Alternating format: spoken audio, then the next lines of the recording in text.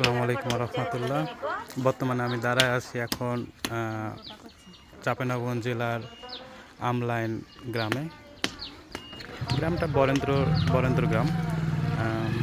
বরেন্দ্র গ্রামে এই যে দেখুন এখানকার মানুষজন কীরকমভাবে, আপনাকে বলছিলাম, আপনাদের এর আগে বলেছি নিশ্চয়ই, আপনারা খেয়াল আছে যে এখানকার মানুষের হচ্ছে কি যে প্রতিটা ঘরে ঘরে গরু আছে।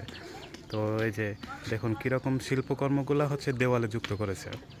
তো এখন হচ্ছে কি যে এখানে এই যে মাটির বাড়িগুলো ভেঙে আবার নতুনভাবে এই যে দালান দেওয়া শুরু করেছে।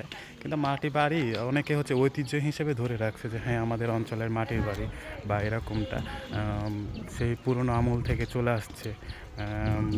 পুরোনো আমল 90 দশক বললে ভুল হবে নিশ্চয়, সেই ব্রিটিশ আমল থেকে চলে আসছে যে মাটির বাড়ি এখনও আছে। সেই মাটির বাড়ি এই যে গরুর জন্য কতগুলা খেরের হচ্ছে পালা দিয়ে রাখছে, এটা অর্ধেক হয়ে গেছে। এর পালা মনে হয় যে এখান থেকে হয়তো বা ছিল, এখান থেকে হচ্ছে কি যে ওই পর্যন্ত দেখেই বোঝা যায় কি, কারণ ছোট হলে তো এত উঁচু করতো না।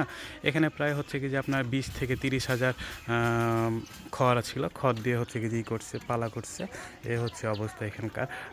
এরপরে যদি হচ্ছে যে আমরা আর একটু সামনে যাই, মাটির বাড়ি এখন হচ্ছে কি যে এখানে কম, তবে হচ্ছে কিছু কিছু জায়গায় দোতলাও মাটির বাড়ি আছে, সেই গ্রামে আমরা পরে যাব।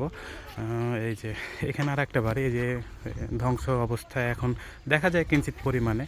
এখানে এই যে মাটির ঘরটা ভেঙে দিছে, এই যে সামনের অংশটুক ভেঙে ওই যে ওই মাটির বাড়ির এই যে টাইল, আমাদের দিকে এটাকে টাইল বলে, কিন্তু আপনাদের দিকে কী বলে আমি সেটা জানি না।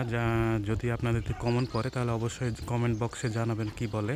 তো এ বাড়ির এই অংশটা এ পাশে ছিল, যেটাকে ভেঙে এখন হচ্ছে কি যে মাটি, এই যে এ পাশে দেখেন, এই পাশে হচ্ছে দেওয়াল বাড়ি করছে, রড সিমেন্ট দিয়ে হচ্ছে পাকা বাড়ি বানায়, এই জন্যে হচ্ছে এই অংশটুক ভেঙে ফেলছে।